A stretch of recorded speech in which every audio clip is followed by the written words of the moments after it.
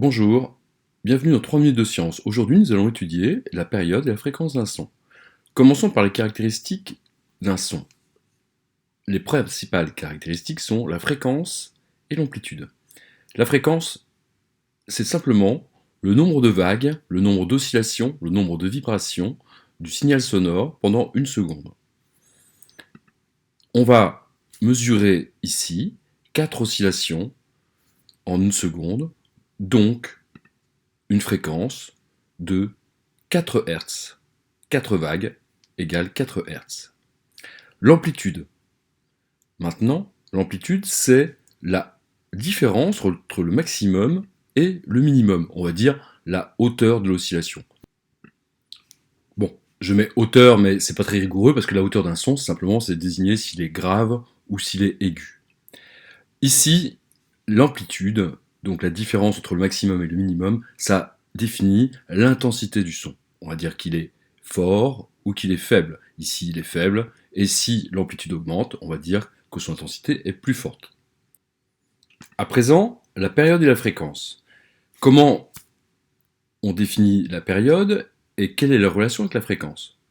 Eh bien, la période, c'est la durée dans le temps d'une petite oscillation, d'une vague, d'une vibration.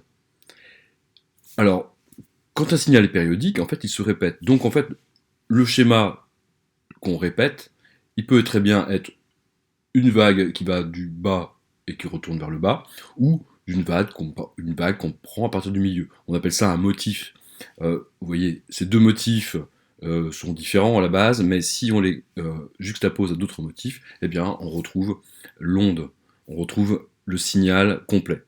Donc, cette période T, qu'on mesure en secondes, elle est reliée à la fréquence par la formule suivante. T est égal à 1 sur F, où évidemment, F, on l'a expliqué, F est la fréquence en Hertz. Bon, à présent, puisqu'on a la relation entre T et F, eh bien évidemment, on peut trouver aussi la relation entre F et T. Donc, inversement, la fréquence, c'est l'inverse de la période, c'est 1 sur T. Fréquence en Hertz, T en secondes. Si on regarde un signal sur un oscilloscope, ici, on a un signal et on va le mesurer, on va mesurer sa période entre deux minimums, par exemple. Donc, je déplace le curseur ici. La valeur que vous lisez, elle est de 1 milliseconde. Si on convertit 1 milliseconde en seconde, ça donne 0,001 seconde. Le calcul de la fréquence, c'est F est égal à 1 sur 0,001 est égal à 1000 Hz.